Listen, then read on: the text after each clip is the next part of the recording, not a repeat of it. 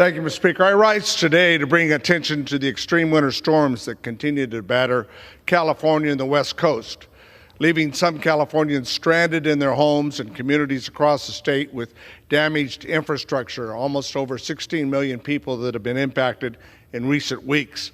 Last week, Governor Newsom declared a state of emergency for 13 counties, including Tulare County, which I represent, and other important areas. State officials estimate that over $1 billion in damage have already been experienced.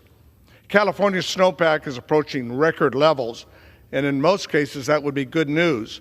In California, Sierra Nevada, they're thinking that this may rival the 1982-1983 snow year. However, what's good news that from a state that suffered long-term drought that had forced residents to cut usage and ration water, farmers to fallow hundreds and thousands of acres of productive land, have left landowners with record number of dry wells in the Central Valley. That was just a few months ago. But now the situation's changed. And with these storms, we now have to do a better job of managing in real time with long-term water regulations that aren't working.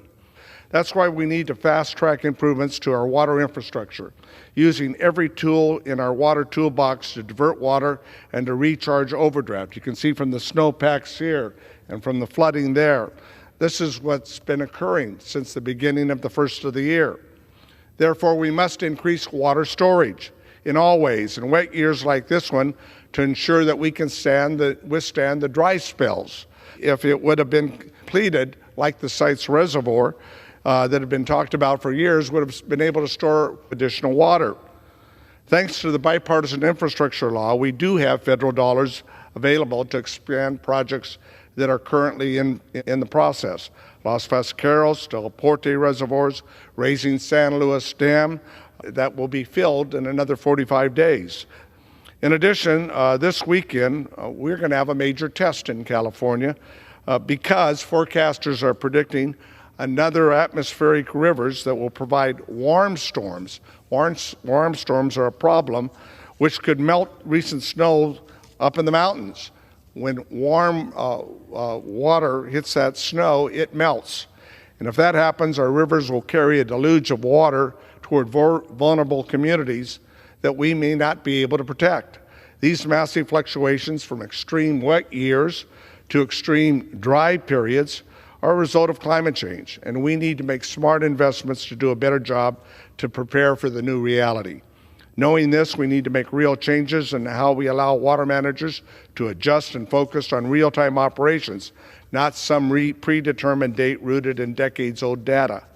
I commend Governor Newsom for issuing an executive order to expand California's capacity to capture storm runoff during these wet times, also accelerating groundwater recharge projects, which is absolutely necessary. Last week, the Bureau of Reclamation announced an initial allocation of 35% south of the Delta for agriculture and water service contractors. We can and should do better. It's understandably a conservative initial allocation, but now we have more heavy rains coming. It's time to raise those allocations to the highest feasible levels. We must divert water to our communities and farmers who are ready and willing to take groundwater for groundwater recharge. And toward the future, I'm working to rewrite the Farm Bill this year to improve water conservation, enhance opportunities for groundwater recharge, so that we can adjust to the overdrafted aquifers and attain sustainability. The people of our valley, the San Joaquin Valley, deserve no less, and California, with a new water blueprint, needs to invest the $1.2 trillion in the Bipartisan Investment Act, $4 billion for drought relief. Taking action and mastering real-time management will mean that no one goes without having access to clean drinking water.